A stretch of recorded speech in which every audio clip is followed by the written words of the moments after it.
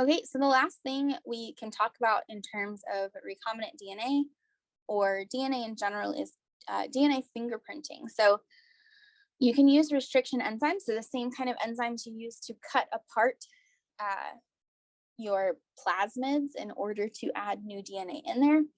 You can use these restriction enzymes to cut DNA into small fragments and then place it, it's called on a gel, and separated via electrophoresis. So it kind of looks like this here. There's lots of little lines.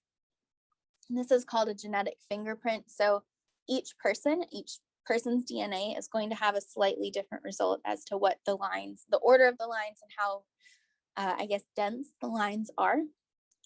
So this is a forensic technique used. If they can find DNA on a person, they can use the DNA fingerprint to identify them.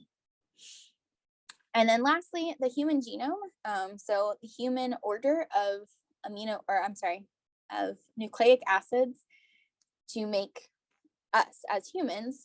It's called the Human Genome Project. It was completed in 2003, which was a big milestone. It was the first time that entire list of the human primary structure of nucleic acids was compiled. And it's composed of 3 billion bases and 2,100 genes coding for proteins. 2,100 genes coding for proteins is only about 3% of the total DNA. So it's since been identified that stretches of DNA that code for stretches of DNA that aren't in those proteins code for other types of RNA molecules like rRNA, stuff like that, or tRNA. And then much of our DNA regulates our genes and serves as recognition sites for proteins. And then it also has been assigned as a function leading to understanding errors in DNA replication, transcription, or regulation. So there's other parts of our DNA that have a function to look for like mutations or issues.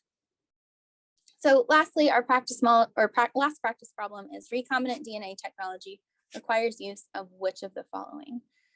Does it have yeast, cell walls, endoplasmic reticulum, ribosomes, or restriction enzymes and plasmids? It's tempting to say ribosomes, right?